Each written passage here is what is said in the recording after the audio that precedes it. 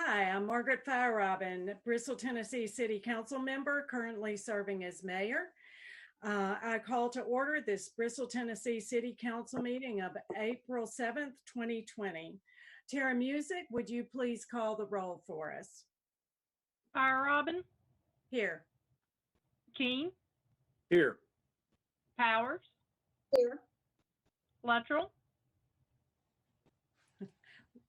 Thank you. Here. Turner. Here. Thanks. I would like to welcome everyone who's with us here tonight, and thank you for participating. Your interest in city government is appreciated. Please be patient with us this evening as we embark on a new journey by utilizing an electronic platform for tonight's meeting. We've had several meetings that have been less formal than this one that have not had public comment and other components, so we appreciate your patience. As is our practice, we will have several opportunities for the citizens to speak on matters of city business. As we go forward on tonight's agenda, I will note each time that public comment is welcome. We have 3 public hearings on tonight's agenda, and we also have an opportunity for citizens to comment on matters not on the printed agenda, as well as to be formally considered. Instructions for participating in tonight's meeting are provided in the scrolling message at the bottom of your viewing screen. To begin our meeting, I welcome Dr. Chris Aaron, Senior Pastor at First Baptist Church, a congregation that's been actively responding to our COVID-19 efforts here in our city, to give our invocation. And following that, I'd like Councilman Chad Keene to lead us in the Pledge of Allegiance.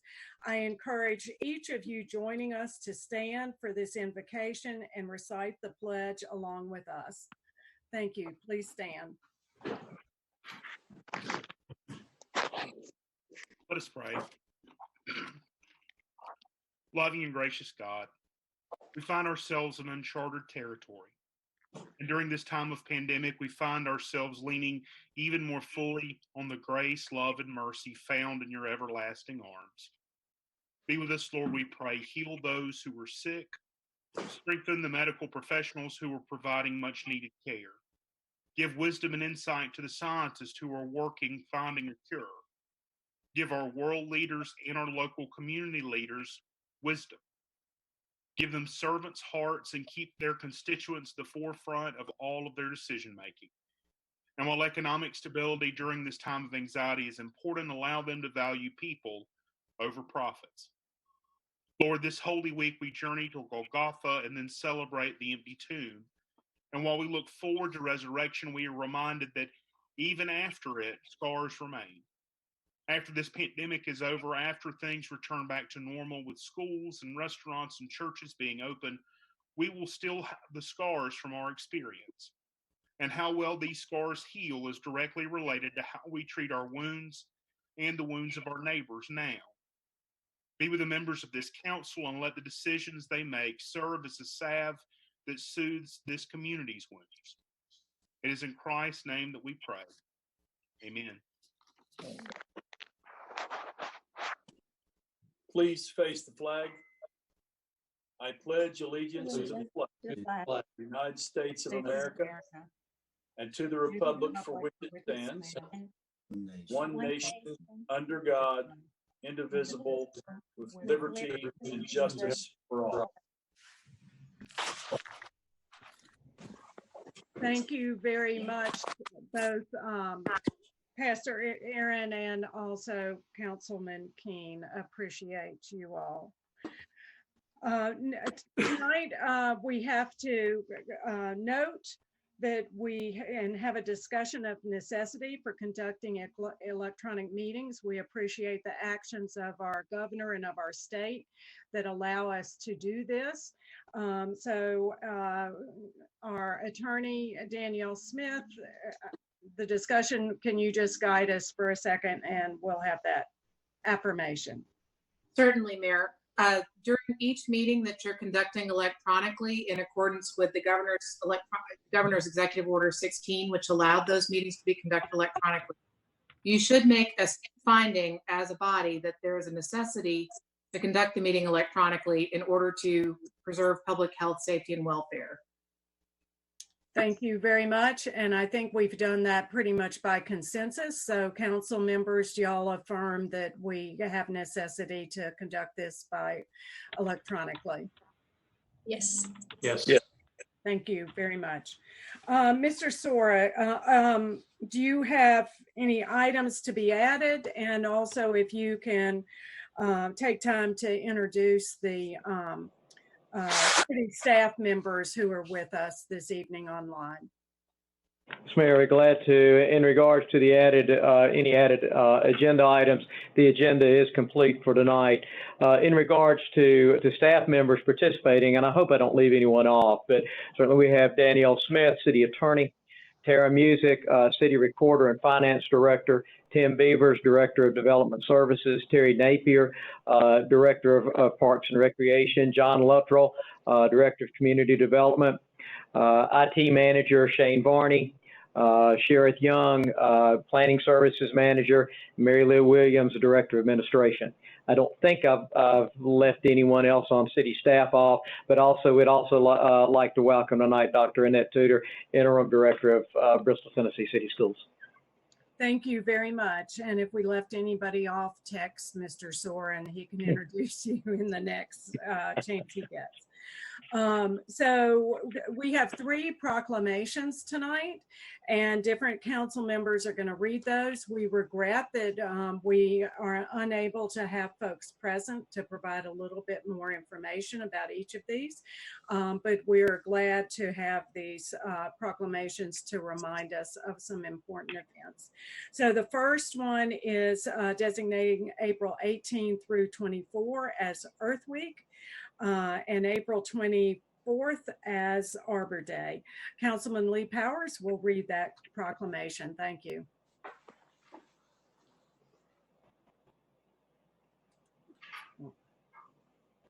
Lee, can you unmute? Thanks. What a beautiful time of year to celebrate Earth Week and Arbor Day. Whereas trees can reduce the erosion of our precious topsoil by wind and water, cut heating and cooling costs, moderate temperature, clean the air, produce oxygen, and provide habitat for wildlife. And whereas trees are a renewable resource, giving us paper products, wood for our homes, fuel for our fires, and countless other wood products. And whereas trees in our city increase property values, enhance the economic vitality of the business area, and beautify our community. And whereas Earth Week, Arbor Day, is a unique celebration focusing not on the past, but the future. And by planting this small tree, we affirm our faith in the future.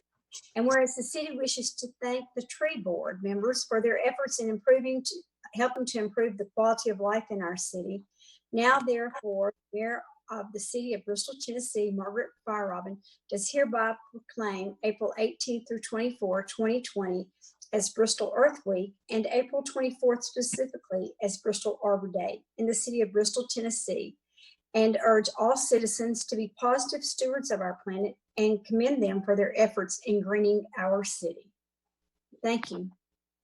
Thank you very much. And I know there were different activities planned for celebrating, so hopefully some of those will be carried out in the future when we have opportunity. And this week was, this year was a big year for Earth Day with 50th celebration, and there were lots of groups coming together in our community with different activities. So we hope some of that can continue. Next, we have a proclamation designating the week of April 19 through 25 as National Library Week. And Councilman Turner is on our library board, and he will read that proclamation.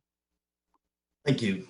Whereas today's libraries are less about what they have on the shelves and more about what they can do with and for their communities. And whereas libraries of all types are at the heart of cities, towns, schools, and campuses. Whereas libraries have long served as trusted and treasured institutions where people of all ages, interests, backgrounds can come together and learn alongside one another.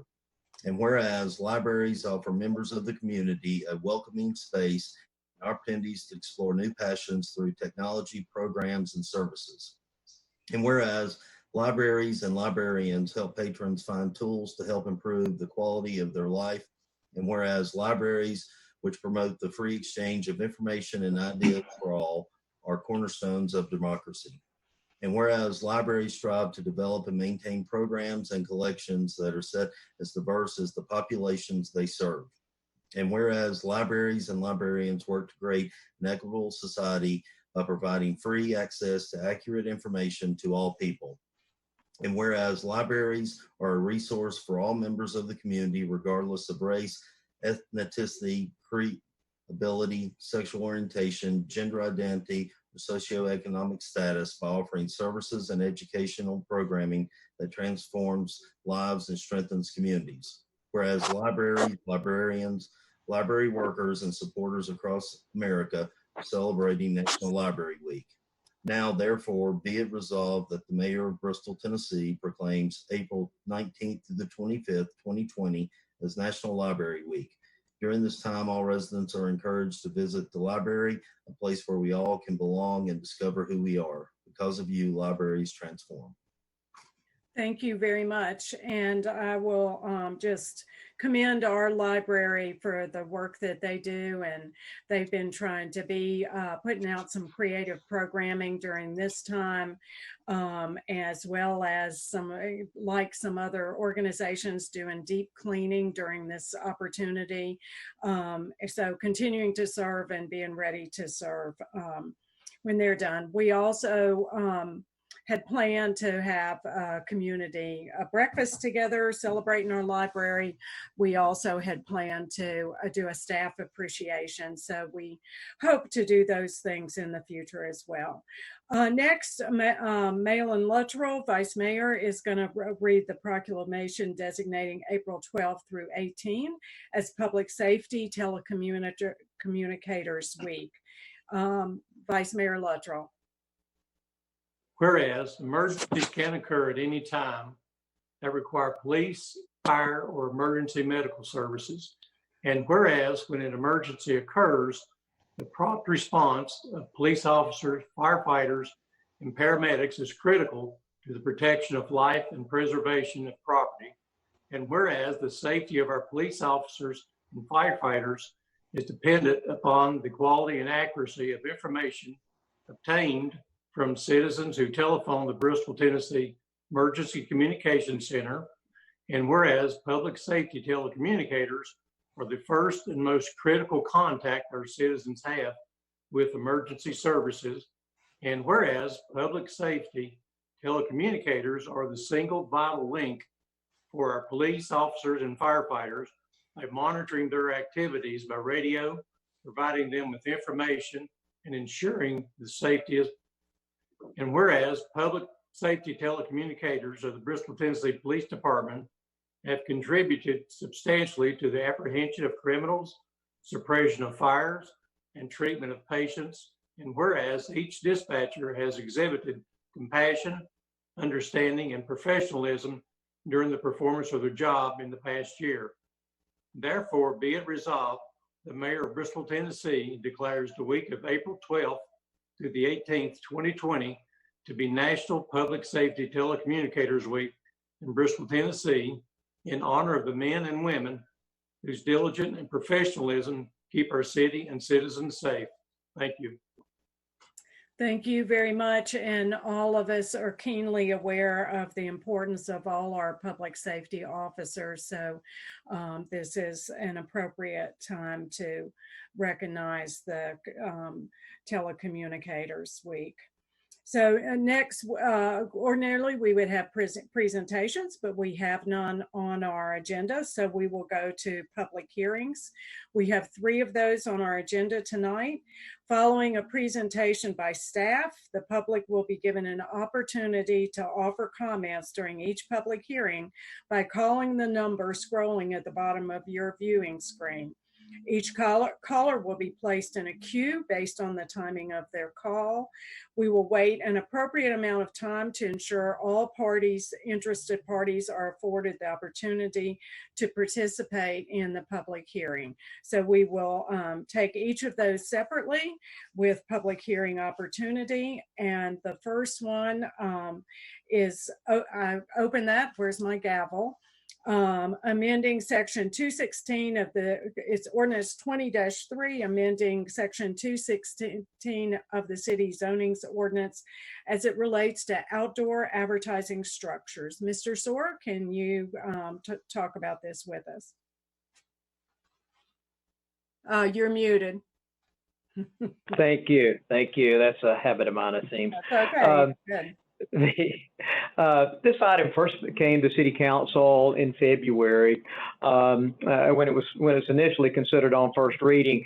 The essence of the amendment eliminates the location of new outdoor advertising structures within the city limits, but does provide a mechanism for maintaining existing billboards and also the conversion of existing billboards to a digital format or a digital media. When council discussed this issue in February, there were several questions. One, council desired to see an inventory of the number of billboards currently located within the city limits, and then also expressed concern that perhaps all of the non-digital billboards could at some point be converted to a digital media, and what would be the appearance, the aesthetic appearance of that. Council also asked for comparison between what is being proposed in the current amendment as opposed to what other communities in our region are doing. So there was no motion, no second, certainly. So the issue was suggested to be referred back to the Planning Commission with that information garnered by staff and then presented back to the Planning Commission. It went back to the Planning Commission on February 17th and was reaffirmed and recommended back to City Council by unanimous vote. City Council reviewed it on first reading at their March 3rd meeting and gave approval. With that, I'm going to ask Sheriff Young, Planning Services Manager, to detail the essence of the proposed amendment. Sheriff? Thank you, Mr. Sora. Good evening, everybody. I'll go through the highlights of this proposed ordinance tonight for the public hearing. Mr. Sora stated the history very clearly, so I'll just summarize a little bit on what City Council asked for staff to do back in February. The discussion during the February meeting was to look more in depth at what communities around us are doing and at how many billboards we do have within the city limits. So Bristol, Virginia, Sullivan County, and Kingsport do not allow digital billboards. We reported this at the March meeting, but just to kind of follow back up. So they do not allow digital billboards. Johnson City does in a limited capacity, so in a limited amount of square footage, they do allow some electronic medium on their billboards that are permitted in the city. We did map all of the billboards within the city limits. As you see, they're going to be on your commercial corridors. As of right now, the existing ordinance only allows billboards in the B3, M1, and M2 zones. So these are the locations. The dark red dot on the map shows the billboard location itself. The circle, the lighter pink circle that you see around it, is meant to show the 2,000-foot radius that's required right now. So if you have an existing billboard and you want to convert it to an electronic billboard, you cannot do that if there is another electronic billboard within 2,000 feet of your sign. So these circles show the proximity of billboards to each other and the proximity or where that 2,000-foot radius would fall. So the discussion of the Planning Commission and the proposal that you all have reviewed would show what is on the slide. The next slide, this is the clean copy of the proposed amendment. One of the suggestions that's in this proposal is to add a definition of nit, which is a technical, the best technical way to measure luminosity or the brightness of digital medium. So the suggestion, the proposal includes a definition of NIT for section 203 of the zoning ordinance, and then section 216 that you see on the slide shows the proposed language. So this would say that billboards, new outdoor advertising structures are not permitted. The existing signs would be able to be maintained and to be converted into a digital medium, but there are some stipulations on that in terms of animation, in terms of requiring an automatic dimmer. There are some brilliance levels, light levels that they would have to maintain, and they would still be subject to a fee that would be fixed by the city manager. The next slide, this is, I know, very difficult to see whether we're doing it on the online or in person, but this shows the red line changes from our existing ordinance, and this is in the packet of information you all have received the past couple meetings. This shows all the changes and all the suggested new language. And then finally, as Mr. Sora stated in his introduction, the Planning Commission did review this at a couple meetings, and on February 17th reaffirmed their decision to send a favorable recommendation to City Council on this. That vote was 8-0. Recommendation is to make the changes to Chapter 2, which is Section 203, that definition section, and Section 216, which is the suggested language that we reviewed. And with that, I'm happy to answer any questions or provide more information about any point of the proposed ordinance. Does any council member have a question? I have a question. Some already there are some current digital billboards up. So does this go, realizing that they are already in effect, then do they set the basis as to who is 2,000 feet, 2,000 yards away? In other words, those that are already there, they remain there, and then everything works from a distance off of the current digital billboards. Is that correct? That's the way that our current ordinance works. So, for example, the electronic billboard there at the food center, it's behind the Wendy's on Volunteer Parkway. In our current ordinance, because that sign is digital already, if you came and you wanted to convert a sign to digital, or you wanted to add a new sign, and you were within that 2,000 foot radius, you would not be allowed to do that. But our new ordinance would say, would take that regulation away, and it wouldn't allow a new sign, but it would allow an existing sign to convert to. Correct. Okay. Okay. Any other questions? If not, we're looking to see if we have any of our citizens who'd like to address council on this matter. The instructions are on the bottom of the screen, strolling across to speak to this issue. And we'll wait just a second or two, a few, maybe more like 20 or 30 seconds, to be sure people have opportunity to comment. And we do have our community relations folks who are taking those calls, and we might kind of feel like we're in a phone-a-thon or something. So anyway, okay, I am not seeing anybody with public comment on this, so we will close this public hearing, and we will move to our next public hearing, which I will use my gavel to open. Ordinance 20-4, amending the zoning map for the city of Bristol by designating property located at 1003 Highway 126 as B3 general business. And Mr. Sora, do you want to start that one off for us? Yes, ma'am. I'd be glad to. This is another matter that council has considered over the last couple of months in terms of the process of annexation. As council is aware, annexation by ordinance is no longer an opportunity for local governments, but you can annex by either request or by referendum. And in this particular situation, Mr. Tony Boyd, the owner of the property, requested annexation for the purposes of extending municipal services to allow for commercial development on this property. The annexation itself was concluded last month, and the first reading of an amendment of the zoning map establishing proper zoning for the property was positively approved by council at your March 3rd meeting, which sets up the public hearing and second reading later on tonight's agenda.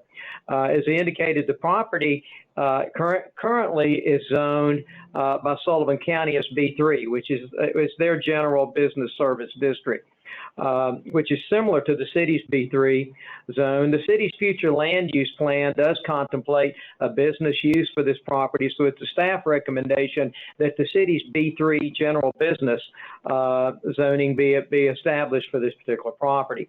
At the January 13th meeting of the Planning Commission, they reviewed the annexation plan of services as well as the zoning designation for the property and unanimously approved the B3 zoning designation. As I mentioned earlier, City Council approved this at the March 3rd meeting. Ms. Young will now illustrate the map and the location of the property so that the public is better informed as to this matter. Sharon? Sure, thank you. So the map on the screen shows the newly annexed property. The property is shaded in blue and is approximately 5 acres in size, a little bit over 5 acres in size. You can see the yellow and purple color. That is to indicate the city limits as of March the 2nd, before this property was annexed. A good portion of the Highway 126 corridor is zoned B3, and as Mr. Soares stated, the county zoning is also B3 on this parcel prior to annexation. The next slide shows the uses that are permitted in both the city of Bristol and Sullivan County. This is a bit of a commercial strip in Sullivan County and in the city of Bristol.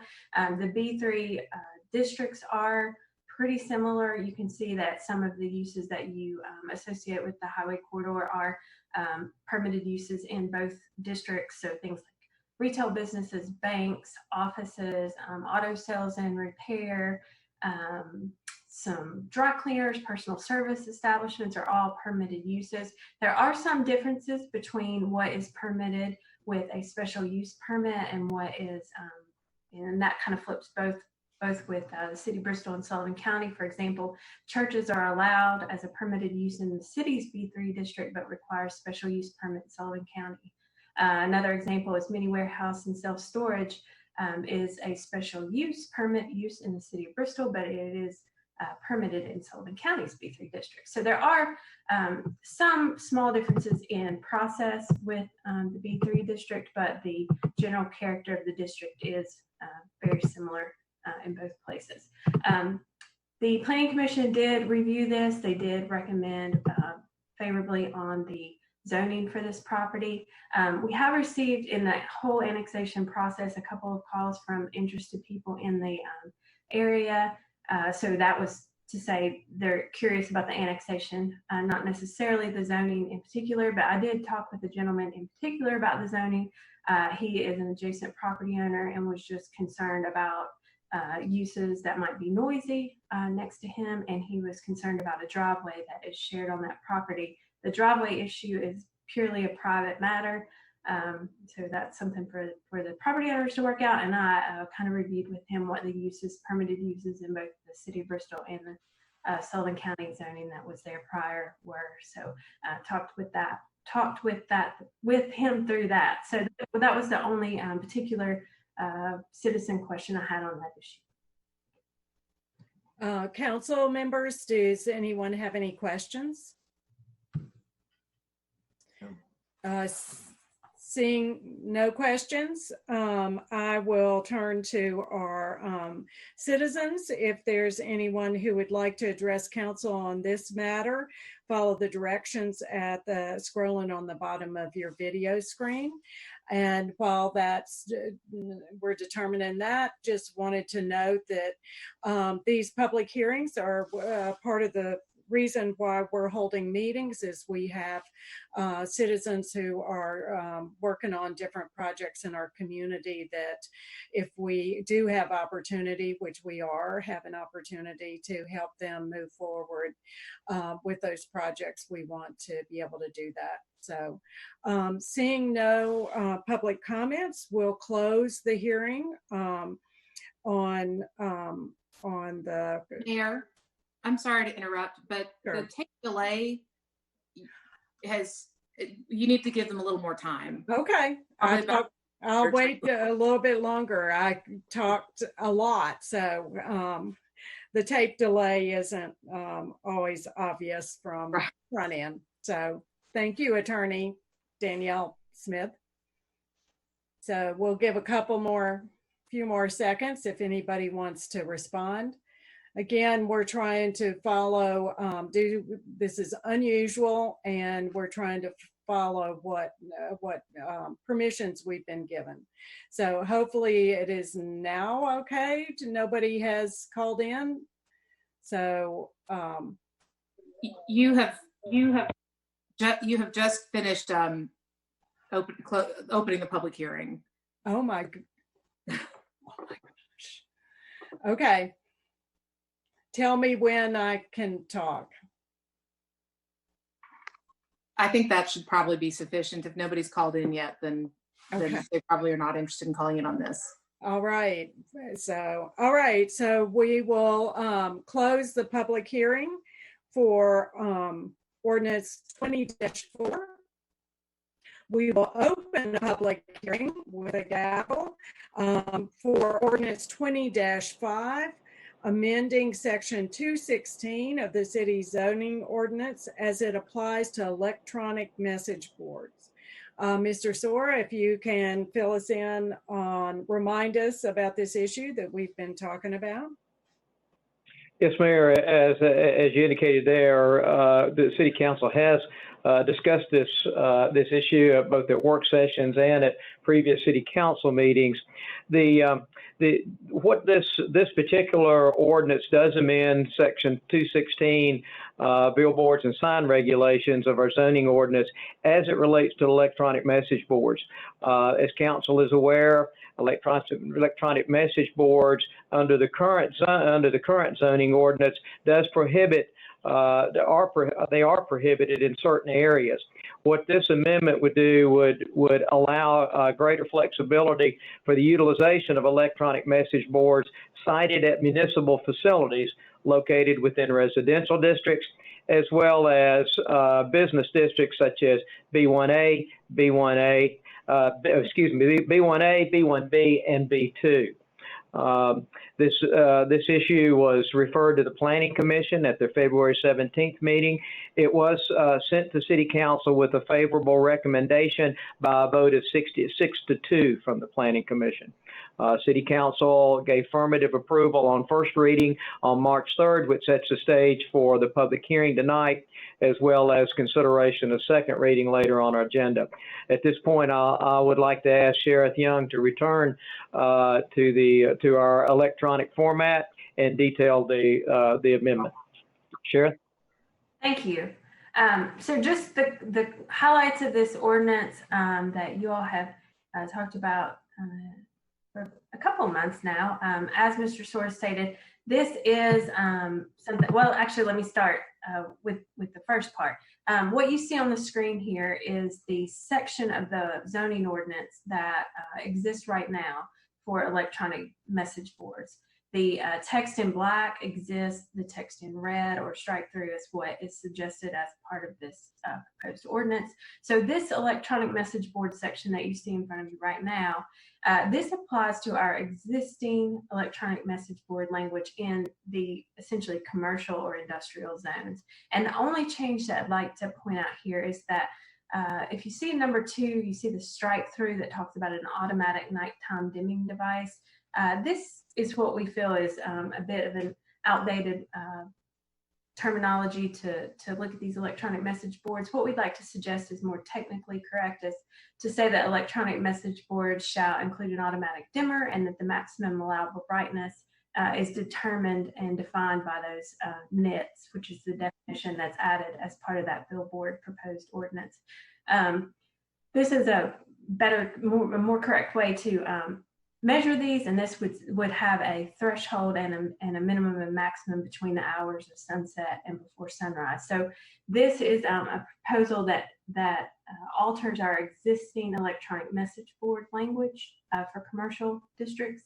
The next slide will show the proposed new language. So this is a new section B that applies to those other residential districts, the B2, B1A, and B1B zones, and that applies to facilities that are owned or operated by the municipality.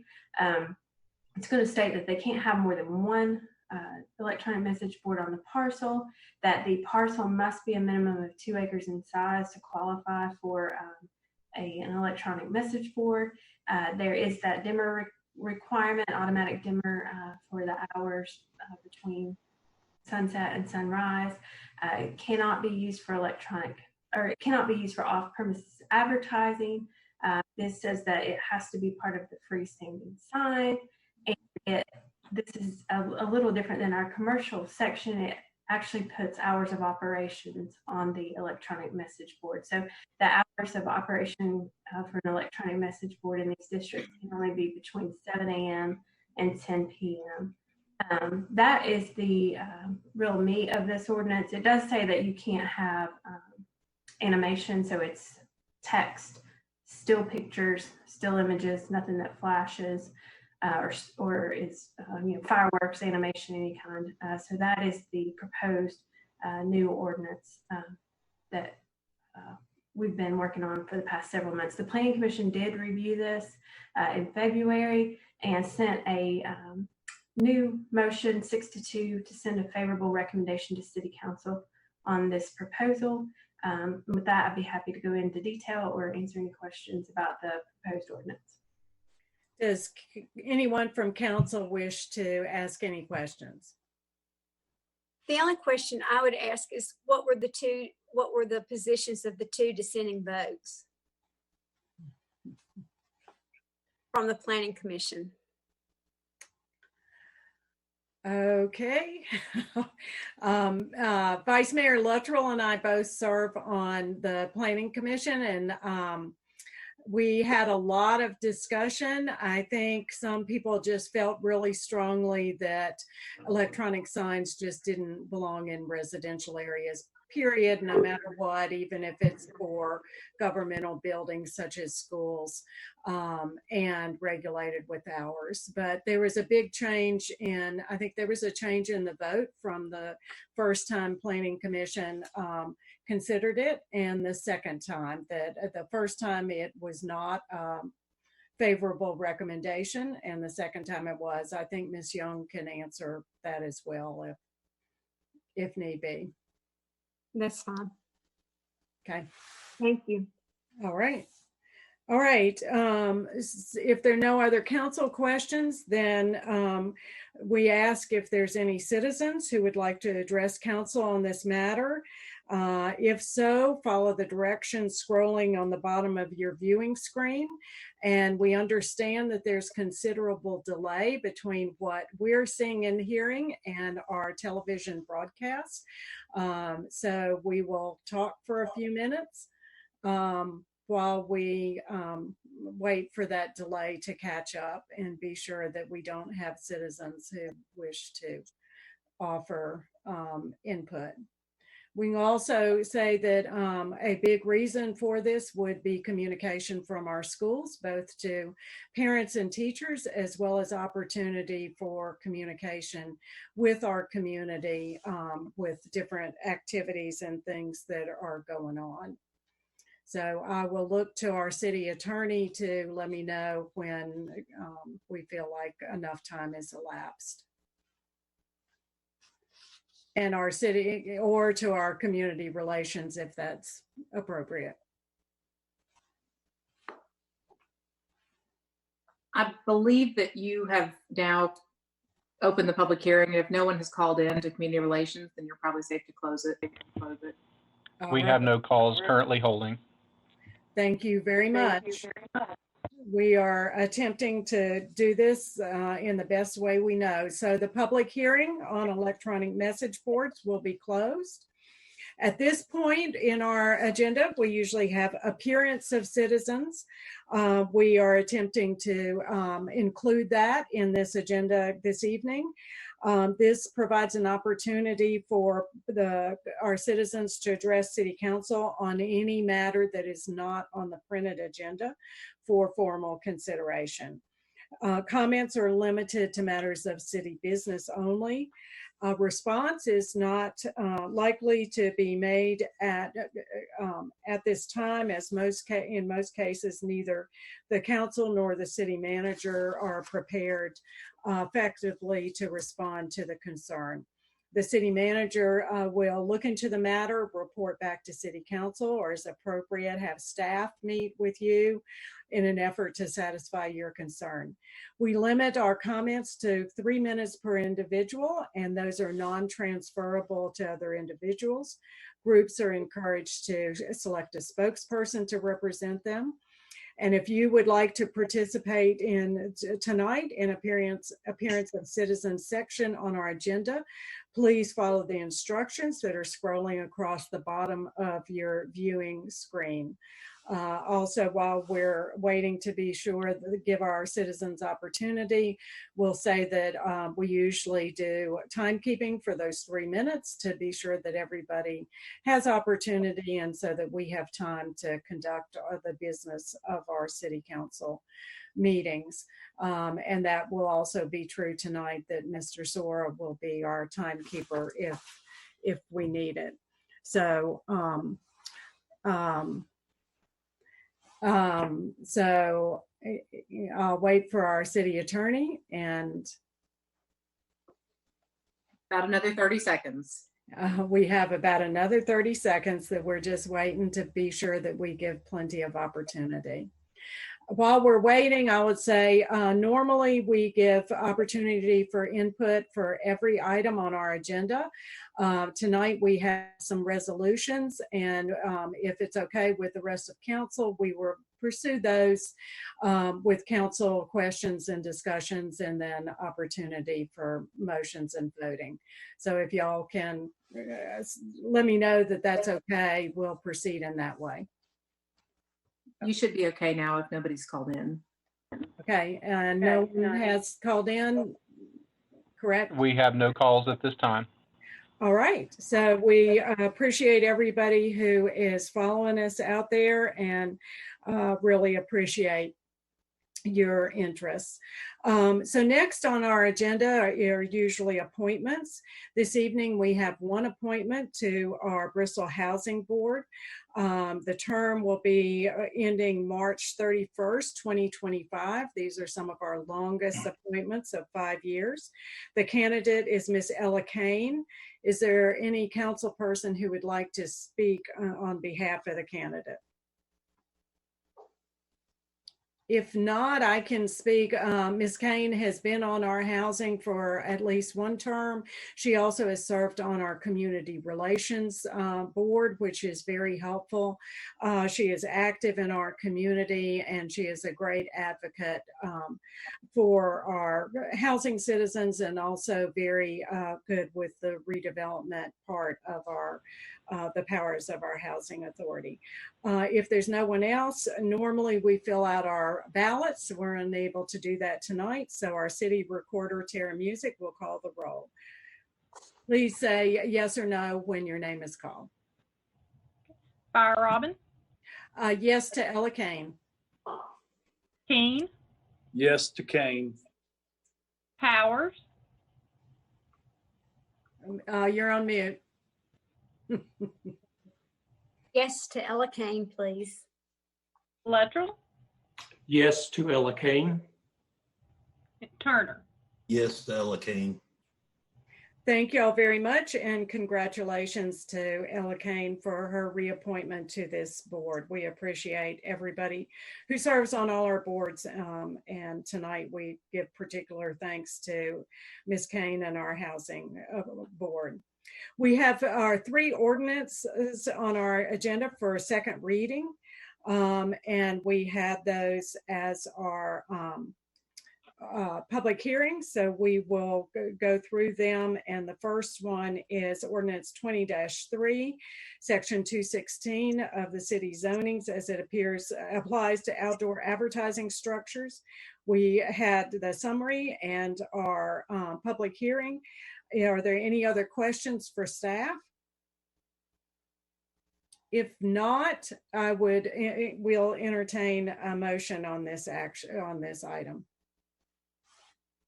I make Motion to approve. Go ahead, Vince. I'll second it. Motion to approve Resolution 2025. All right. And second by Councilwoman Lee Powers. Does anyone wish to discuss this ordinance at this time? If not, we've had our public hearing, and Ms. Music, if you can call the roll. Fire Robin, Yes. Keen, Yes. Powers, Yes. Luttrell, Yes. Turner. Yes. Thank you very much. That is approved. The next item on our agenda is the second reading of Ordinance 20-4, amending the zoning map for the city of Bristol by designating a property at 1003 Highway 126 as B3 General Business. Staff has already summarized this issue, and we held our public hearing. Are there any other questions from our council? If not, is there a motion? Motion to approve. Okay, Second. and Chad Keen motion, Luttrell for a second. Would anyone like to discuss this item? I think we've talked about it several times, and we're just pleased that people do want to be annexed into our city. To music, we're ready to vote.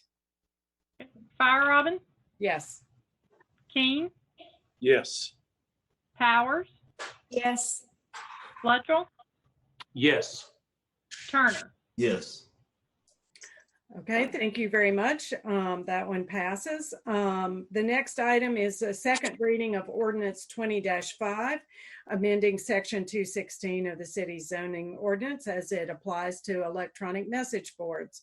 We heard the summary. We had a public hearing. Are there any other questions for staff? Seeing none, is there a motion? Make a motion to approve 20-25. Malin Or Luttrell, excuse me, 20-5, excuse me. is there a second? I'll second. All right, a motion by Malin Luttrell, second by Lee Powers. Any discussion on this issue?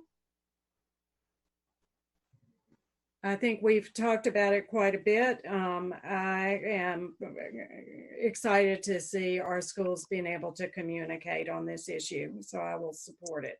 I believe we're ready to vote. Tara Music?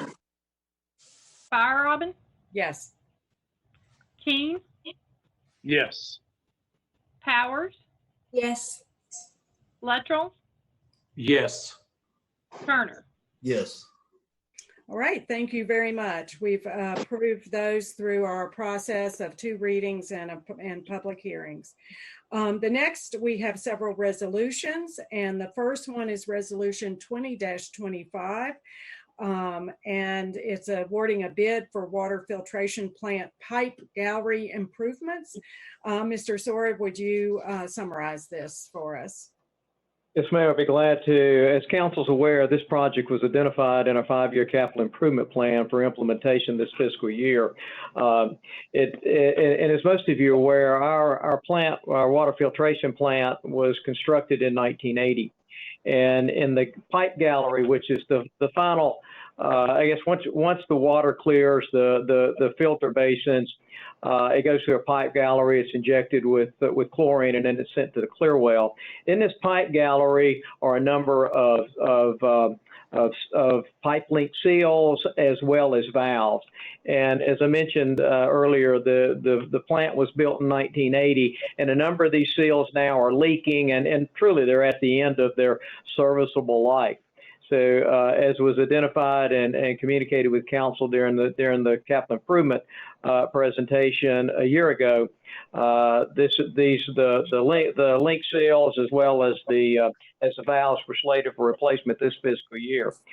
Bids were solicited. The low 4 bids were received, with the low bid submitted by J.S. Herring Company of Athens, Tennessee. The bid is in the amount of $192,000. We will wait until the COVID-19 issue has resolved before we allow any contractors within our plant. But we do feel like this was a very good bid. The engineer's estimate was considerably higher than this bid, so we want to go ahead and get this bid under award. And then we'll select a time later this summer for the implementation. Funding is available through the water segment of our Water and Wastewater Fund. Right. Does council have any questions for staff? Understanding that the funding for the project is available in the through the water segment, are there any grants that will be applied to this? No, ma'am. This comes straight out of our water fund. This is not a grant project. Matter of fact, the grant project that was most recently or underway, not complete yet, is replacement of the motor control center, and that was done with 100% with an economic development grant. But this particular project is not subject to that. And realizing that we share our water treatment plant, will Bristol, Virginia be contributing to this as well as Bristol, Tennessee? Again, this is the water filtration plant. So this plant is owned solely by the city of Bristol, Tennessee. I think you're referring to the Bristol Regional Wastewater Treatment Plant. This is the clean side of the business. This is the potable water side, and that's solely owned by the city of Bristol, Tennessee, and funded by our customers. Thank you. Thank you for that clarification. Are there any other questions? If not, is there a motion? Motion to approve resolution 2025 awarding a bid for water filtration plant pipe gallery improvement, please. Second. Okay, so we had a motion by Councilwoman Powers and a second by Councilman Keene. And is there any discussion from council? If not, I think, Ms. Music, we're ready to vote. Fire Robin, Yes. Keene, Yes. Powers, Yes. Luttrell, Yes. Turner. Yes. All right, our next resolution, we're still with our water filtration plant. 2026, awarding a bid for repairs for the water filtration plant emergency generator. Mr. Sora, tell us about this one, please. Yes, Mayor, we're glad to. This is an unscheduled item on our agenda, but during a recent servicing of our emergency generator, which provides backup to commercial power at our water filtration plant, it was noted that coolant from the generator was leaking into the oil system of the generator. And upon further investigation, determined the most effective repair would be the refurbishment of the mechanical components of the engine. And this consisted of a complete engine overhaul, including replacement of cylinder liners, bearings, and gaskets. This is significantly less expensive than the replacement of that generator. And while we don't need that generator often, when we do need it, we do need it. Again, this is emergency and does provide system redundancy for all of our water customers, not only those that are our direct customers, but also our wholesale recipients in the area utility districts. The 2 bids were received. Clark Power Services, Inc. of Greensboro, North Carolina, the lowest responsive bidder in the amount of $146,305, and bid award is recommended accordingly. Funding for this will come out of our fund balance of our water segment, and there are ample funds to address this issue there. All right, thank you very much. Are there any questions from council on this item? If not, I would entertain a motion. Motion to approve resolution 2026, awarding the bid of the water filtration plant diesel generator refurbishment. Second. All right, so Councilman Keen motion and Councilman Turner second. Is there any discussion on this item? Seeing none, I think we're ready to vote. Fire Robin, Yes. Keen, Yes. Powers, Yes.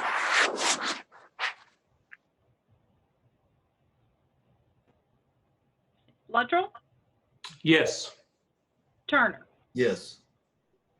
All right, thank you very much. And thank you, staff, for taking care of all of our equipment that some of us don't find as interesting, but it sure is crucial for our operations. So we appreciate that. Next, we have resolution 20-28, approving and adopting temporary regulations for the sale of beer by delivery. Mr. Sora, would you talk about this a little bit for us? Mr. Mayor, I'd be glad to. As council is aware, on March 22nd, Governor Lee issued Executive Order number 17. And a part of that order, it allowed, among other things, it allowed restaurants to provide the sale of food either by pickup or by delivery. And they could also sell alcoholic beverages by delivery as long as there was a food element tied to that. We've had, and I think other surrounding communities have also had requests from a number of the craft breweries in our area and inside the city of Bristol that don't have a food element as part of their normal business plan. While they can do takeout, they can't deliver through the conditions set forth in the executive order. So what resolution 2028 does, it allows holders of on-premises manufacturing and dual permits to be able to deliver. I'm sorry? Someone interrupt? Okay. To engage in business related to the delivery of sealed containers of beer. There are some conditions. Only employees of the permit holder may deliver the beer. Employees conducting deliveries must be 21 years of age, and they cannot sell to an individual that's obviously inebriated or intoxicated, and that's a condition of their permit, whether it was on premises or not. The beer can only be delivered to addresses within the city limits, and it must be delivered in sealed containers. Again, this is a temporary ordinance. It would extend or terminate it earlier by City Council based upon either the expiration of the governor's order or May 31st, whichever is the earlier of the two. If the governor's order is extended beyond that time, then it would follow suit with the governor's order, or could be extended from time to time based on the order. Okay, does anyone have questions for staff? And if no questions, is there a motion? I'd like to make a motion to resolution 2028. I'll second. All right, we have a motion by Councilman Turner and a second by Councilwoman Lee Powers. Any discussion? I'll just add, I think neighboring communities took action on something similar. We weren't quite clear that we needed to take action to allow things to happen. So upon further exploring, we found that it would be helpful. So I think if there's no discussion, we'll have roll call. Fire Robin, Yes. Keen, Yes. Powers, Yes. Luttrell, Is he on mute? Luttrell, Yeah. Yes. Sorry. and Turner. Yes. Hey, if that's the only problems we have are unmuting our microphones, we're doing great. So, all right, at this time we're coming to the end of our primary agenda, and the last thing we usually have are consent agendas, and it is our routine for Mr. Sora to read those, and then if anyone wants to remove anything to be voted on separately, we do that after his reading. And otherwise, we take them all together with no discussion. So, Mr. Sora. This first item would be consideration of the March 3rd, 2020 City Council minutes, then the March 26th, 2020 Special Call City Council meeting minutes, and then the minutes from the March 30th, 2020 Special Call meeting of City Council, and then minutes from the April 2nd, 2020 Special Called City Council meeting, and then Resolution 2027 authorizing payments to Immunicap, Inc. in excess of $10,000. Thank you very much, and we'll note that this is probably a quarter of the size of some of our consent agendas, so we appreciate the brevity. Is there any item on the consent agenda that any council member would like to see removed? If not, I would entertain a motion to approve. Make a motion to approve the consent agenda as read. Okay, second?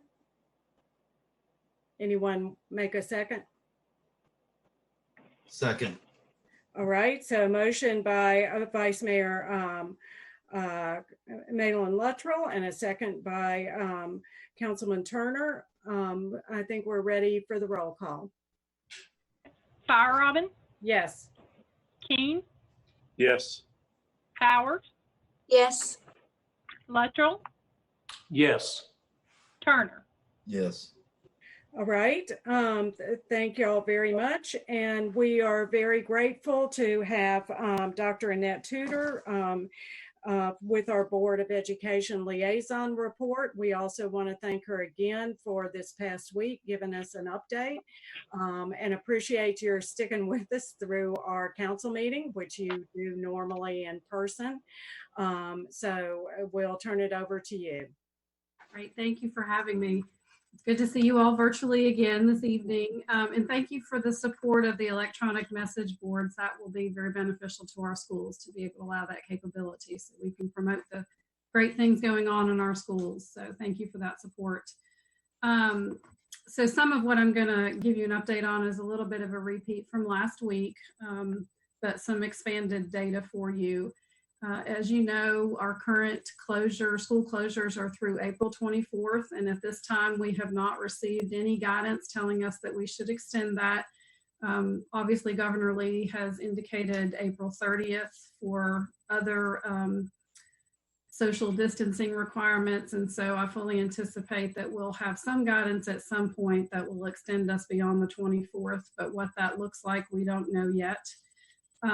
This week of interest, our State Board of Education will meet on Thursday to address some of the rules and policies that are impacted by our school closures across the state. So we know that lots of folks have questions about things like graduation ceremonies and grades and promotion and retention and how all of that will be impacted by our school closures. And so we hope that the State Board of Education will be addressing those questions and rules and policy changes on Thursday. And then we'll get some more guidance from the Tennessee Department of Education as to how we can move forward to make sure that the impact of our school closures does not negatively affect our students. So we're looking forward to that guidance and asking everyone to be patient as we work through whatever those issues are.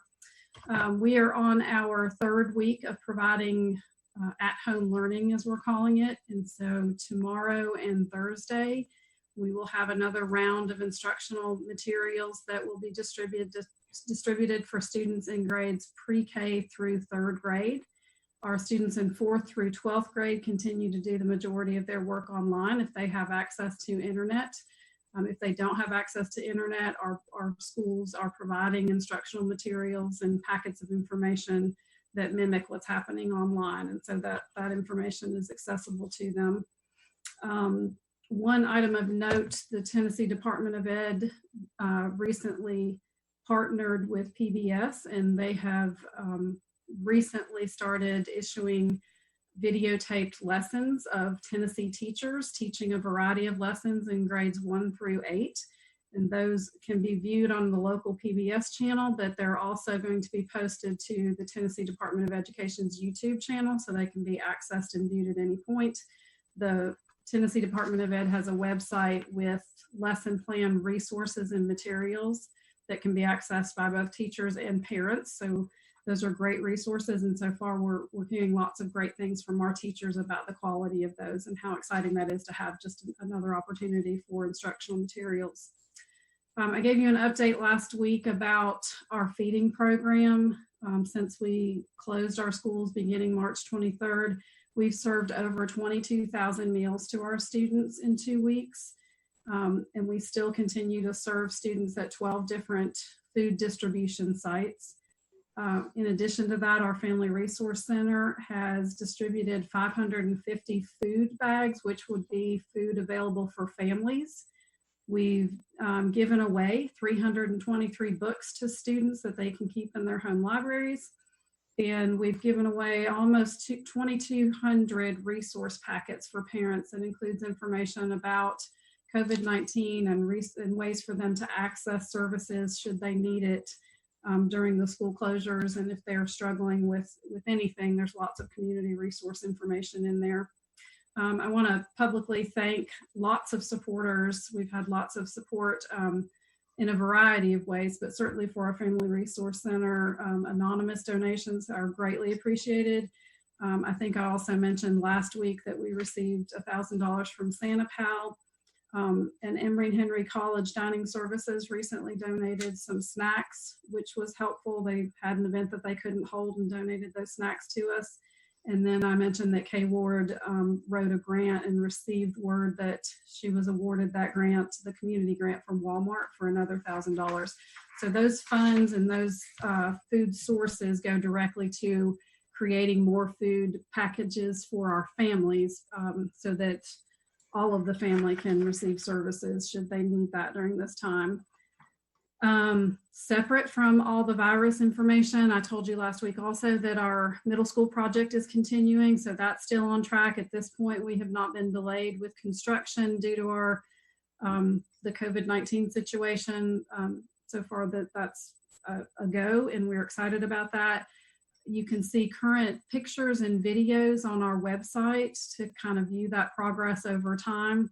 We're still on track. We hope to be in the gym after renovation in August, when we hope we're back in school in real time with real people.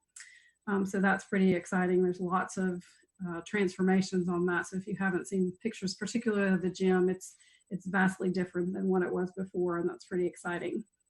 And then the only other thing I have to share with you is that we also have a called board meeting tomorrow at 5 o'clock, which will also be live streamed and can be viewed on YouTube through a link on our website. You all have any questions for me?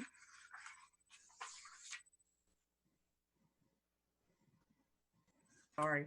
Any questions or any comments with our school system? So I'll just say that we appreciate you so much in our school systems, and at this difficult time, and with folks facing unemployment and the needs being greater, the food services y'all are providing are critical to so many, and also help us as a community to get the food where it needs to be. So appreciate you very, very, very much along those lines. Also exciting the television access for lessons, because we know some folks it's harder to be online. So also appreciate that that adding some structure to children's days is helpful for children to maintain.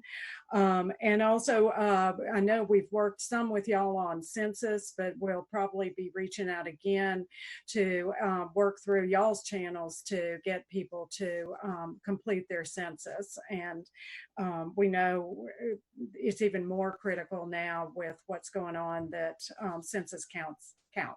So for schools, for cities, et cetera. And then lastly, I know you talked before and just appreciate y'all recognizing the academic part is difficult for a lot of people, that what is valued most are relationships and the well-being of our children. So appreciate that approach and appreciate everything y'all are doing. So anybody else on council have anything? The only thing that I would say in regard to the schools is that they're working very diligently. I get to see on a firsthand basis the bus coming and going from the Community Outreach Center, and they're very dedicated. It's loaded up. You know, they're delivering cleaning supplies as well as school supplies. They really are building the relationship with these families to get through this situation, and they are to be commended. They are our hands and feet in many situations with our school family. And so those that can contribute, I would encourage them to contribute. It's a great program. Thank you. I appreciate that. I will be sure to pass that along to our folks. They are truly working very hard, but truly love our kids and our families and really miss being with them. It's really hitting hard. I think some social media posts that I've seen recently are our teachers in particular really just miss being with our kids and are genuinely concerned about their well-being. And so we just want to take care of our families and contribute as much as we can.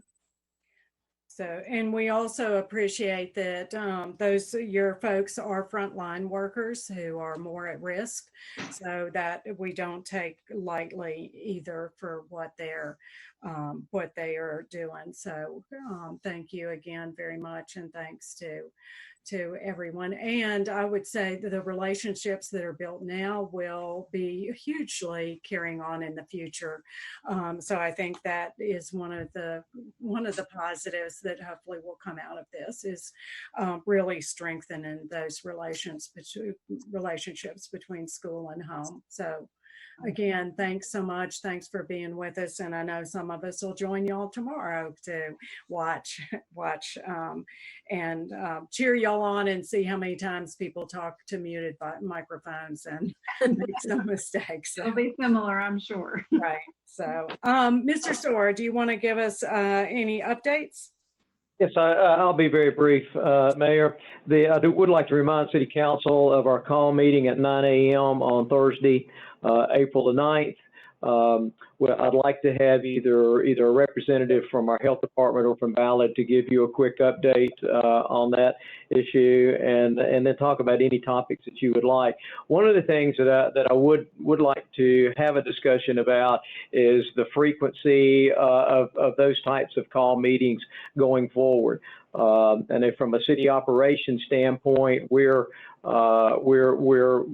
static in terms of the types of services that we've been provided. We continue to work through our parks and recreation facilities to do programming and to try to maintain parks and secure playgrounds.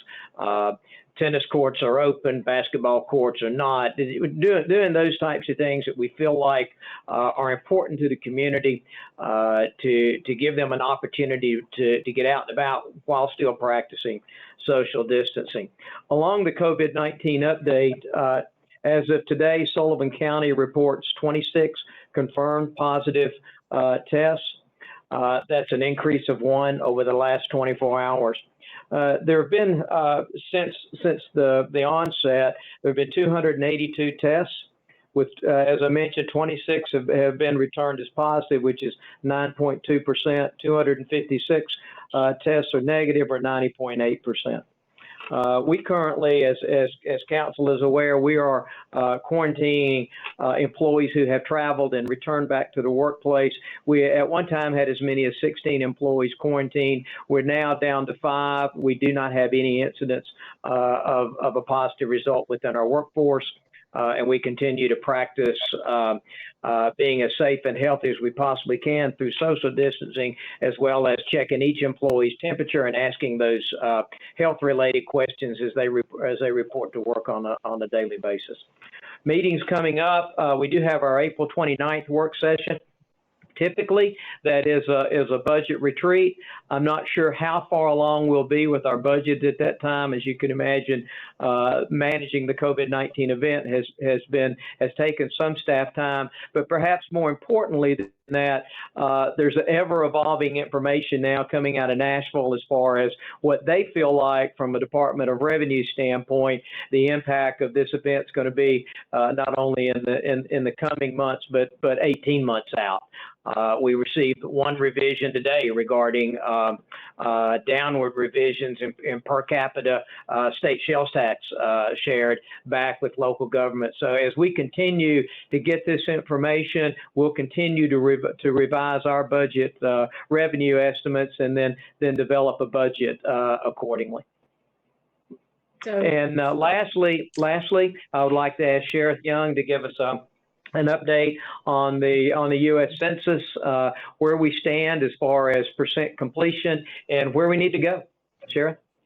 Thank you. So as we've updated every month, we are now in the census time. So hopefully everybody's taken their census. I took mine a couple weeks ago. It took 3 minutes maybe. Very simple, very easy to complete online. I did it by phone. You can still do it by mail. You can still do it by phone.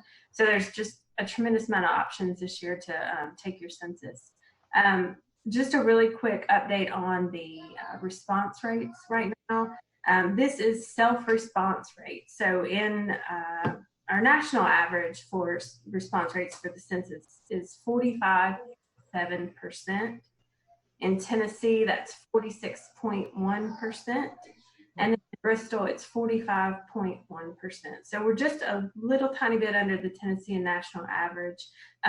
Census, they have suspended their field operation. So I know that this will uptick as soon as they can get back on the ground. And then, of course, as more and more people are talking about the census and more and more people cards in their mailbox, I know this number will go up. I have no doubt that Bristol will have a great census count. The Complete Count Committee is still working hard. Of course, we're doing it electronically and by Zoom and by phone now, but we're still working hard to adapt and to figure out how we can be flexible and get the message out to the community in electronic means mostly, but still continue to push the message that the census is so important to a variety of programs and funding that the city receives. So I look for that number to go up. I know it will, and I have no doubt we'll get a good census count. I want to just share it on my sound. It came across that it took you 30 minutes to do your census. Oh, no. It was more like 3 minutes or 3 minutes, right? Just to confirm that 3 minutes. Very quick. Very fast, right. We appreciate that. Also, Mr. Sora, our budget meeting, I think is on the 28th, I believe, that we need, Tuesday the 28th is when that is planned. So that is correct, and Mayor, and like I indicated, it has more moving parts this year than in a typical year where it's easy to look at time trend analysis. We've got a major economic event ahead of us, and we're still gathering information that like I said earlier, appears to be evolving daily. So we'll do the best we can, at least to have a document to share. It may not be in the final format that you'll eventually see as a vote, but we'll give you the best information we can. Also, okay, go ahead. Bill, do you think the state's going to extend the deadline for budgets to be submitted? I haven't heard that they would, but I think I don't think that would ever be our intent. I would like to have a budget put to bed this fiscal year, so we open up July the 1st in accordance with statute, whether there's an extension or not. I think my strategy at this point is to build a budget based on a lot of unknowns. So obviously, when you're dealing with unknowns, you're dealing with a very conservative approach to your budgeting. If this economy begins to take a more positive direction toward the end of the calendar year, we can do mid-year budget adjustments. I think that is a better strategy than not taking into consideration the potential depth and breadth of this virus and its impact on our economy. I think it's easier to revise a budget than it is revise a budget upward than it is to come back and regroup and revise a budget downward. Well, the reason that I asked is that, you know, most of us have sat through many of these budget sessions, and, you know, it is very time consuming, and we don't really know where we're going with this. And so I guess my question was more or less is that if they do extend the time for us to submit a budget, you know, that might be to everyone's advantage. I understand what you're saying, you know, but we may need more time to submit a budget. Yeah. Councilman Powers, that wouldn't be my first strategy. I think I would prefer to take the data that the state is providing to us and build a budget around that, and then revisit it if the economy turns around. Continuing resolutions and things of that nature on budgets, I don't vision as being positive, just from a strategic standpoint. Okay. At this point, we have council comments. Is there, oh, wait, before that, Mr. Sora, whether you could just give us a little commercial about Slater activities, or if Mr. Napier could just do a little commercial about what we're offering through our Slater Center at this time. I'm going to yield the floor to Terry. We'll see if he's paying attention. He's here. There he goes. Thank you. So we've the big thing is our videos. We're doing exercise videos. A lot of our contract instructors have agreed to come back and perform some videos for us that we're able to roll out to our clients. We've got a lot of feedback and added some videos, added some yoga sessions, and so just trying to keep them active, and you know, staff's doing a good job and being creative in the stuff that we do for our seniors. But at the same time, we've tried to add some things that are for the entire family. We actually shot a video at the Nature Center with Jeremy Stout and his two boys. So to encourage family involvement, and you'll continue to see that. We've got some more videos, both being scripted out, and I think a couple in the can waiting to roll out of John's shop. So pretty busy on the videos, and then the rec staff staying busy trying to put together just quick stuff we can put out on Facebook and encourage kids, you know, whether it's, you know, doing sidewalk chalk drawings and posting them, or coloring contests. We did Friday was building tents, and so just trying to keep the families and the kids active, trying to help the parents out, because I know it's tough having those kids home and schoolwork and everything else going on. So just trying to keep people involved in other things. I believe you shared with us that Jeremy Stout was doing dissections on a video. Can you let us know how those went? Well, I haven't seen them yet. I don't know where they're at. But yeah, we did some. Jeremy's done some videos. We had some critters in the cooler, so to speak, some roadkills that we'd froze and for the right opportunity. And Jeremy and his staff's been doing some dissection videos, and those are available. You know, you have to click the button and understand that they're graphic in nature. We're not just right, you know, for anybody to hit on. So you know, all of our stuff's available through our website, you know, through all of our normal channels. So thank you very much. And I know there's so much on the internet, and we can access exercise videos, et cetera, but it can mean a lot to be with somebody who's familiar, and that relationship is so important. So appreciate folks, y'all putting that on, and the folks who are providing those. So thank you very much. Okay, now council comments. Mayor, if I may, as a community, there has been a lot of pain for many, either as an individual or as a business. A lot of people are scared and uncertain about everything going on here and across the country. There is no question that COVID-19 is real, and it is a danger to us all. I'm very proud of the way our community has come together for each other.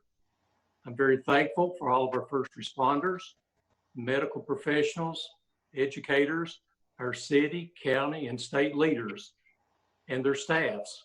Without their leadership, guidance, and dedication, we would not be where we are today in fighting COVID-19. We will beat this virus by continuing to work together, but we must remain vigilant and cooperative. Once this is passed, we can hopefully start working our way back to what our normal used to be. One thing we must remember that this is going to take some time, as many things have changed in our everyday lives. We are a resilient community.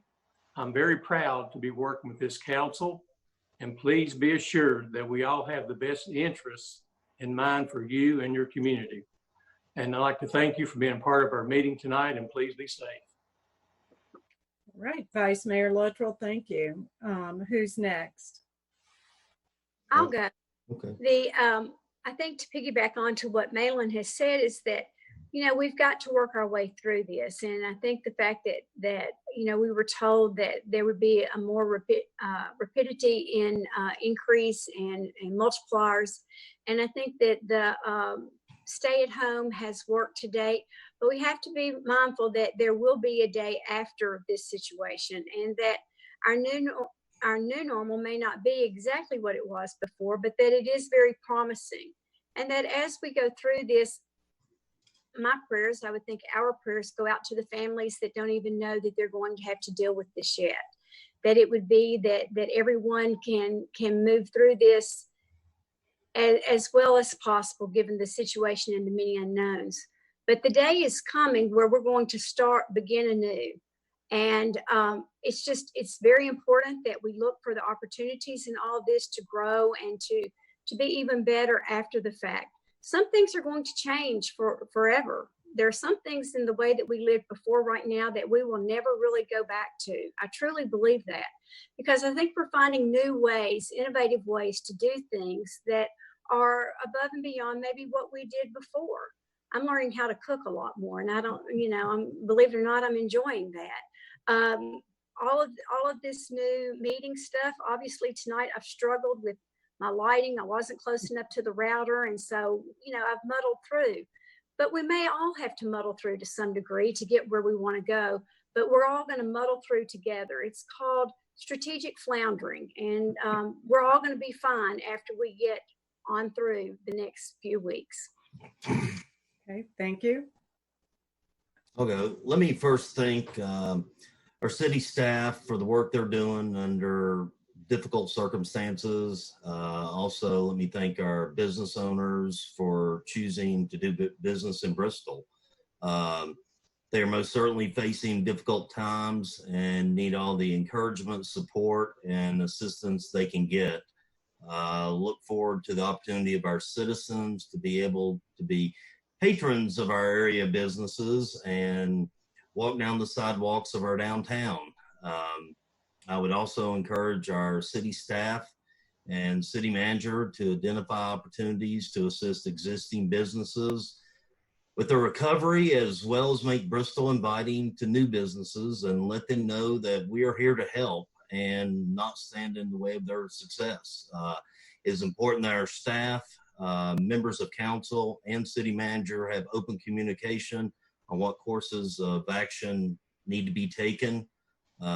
We are a team. We need to work together as a team. Our citizens deserve us all to be the best we can. It is difficult times, but I think that we do have a strong team, and we'll come out better at the end of this. That's it. Okay, thank you. Mr. Keene? I will ditto everything that just now was said. I'll also mention that actually my numbers were as of last Friday, the virus was doubling in major markets at every 1.7 days. Now, I should say 2 weeks before that, it was doubling every 5 days. So we have slowed the virus. We have a lot of supply chains that are coming through in areas would never have popped up, but necessity has really brought this to fruition. Approved drugs that are being used throughout the country are having good success rates, and all of those are in test stages, but in a lot of cases that is happening. This is all on the national level. A lot of folks stepping up in many different ways, donations in every aspect. I'll just mention our downtown loan pool, where our bankers are helping our downtown businesses as they fight through this. You just got to think about our fire, EMS workers, police, and as they work through all these types of things. Our state also has stepped up. Governor Lee has mentioned that he's going to be putting $200 million worth of grants into county, let me just say local governments, county and city. Sullivan County will be getting $1.7 million of grants, and the city of Bristol will be getting $623,000 as I see it right now. Bluff City is $66,000, Kingsport $1.2 million. So we have a lot of folks stepping up in multiple different ways. And I'll also say that we are not only keeping close eye on what the coronavirus is doing and how it's affecting us, but we are looking very heavily at where we go from here. We must continue to conduct city business. That's the reason this format is here. We will continue to hear presentations from those that need to talk to us.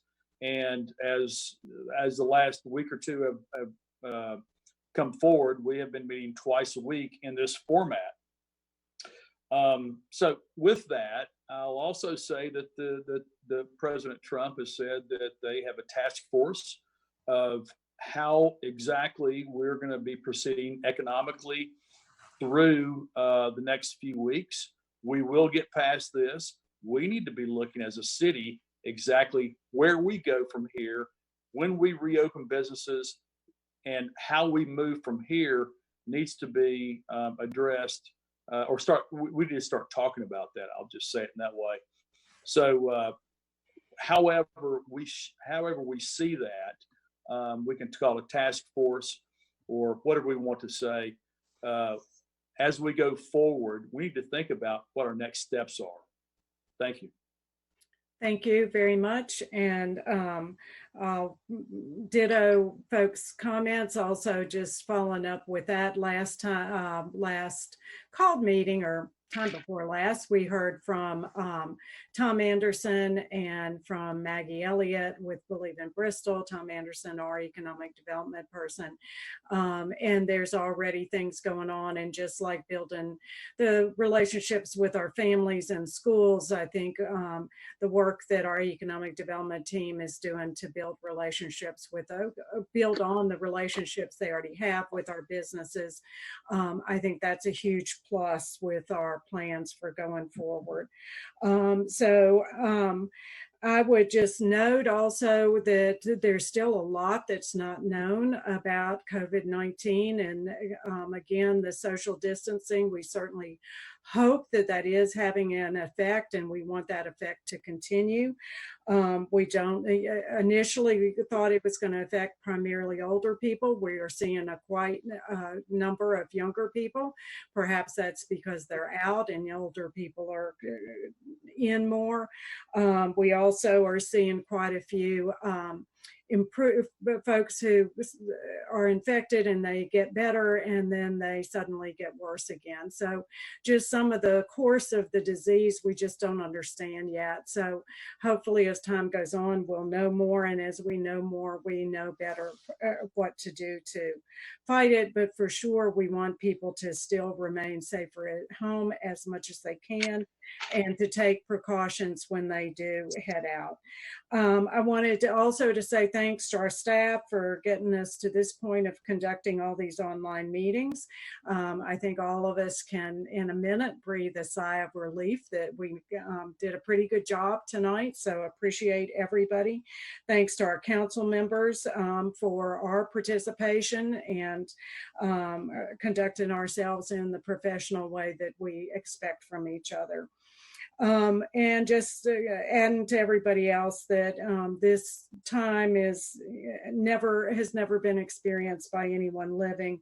We know it's devastating to so many, to people personally, realizes that our businesses are struggling in many ways, and the help that is coming, that's also trying to make its way, just like we are, with trying to figure things out. And that's from the top down, and then the folks trying to take advantage of those things, trying to figure out those routes.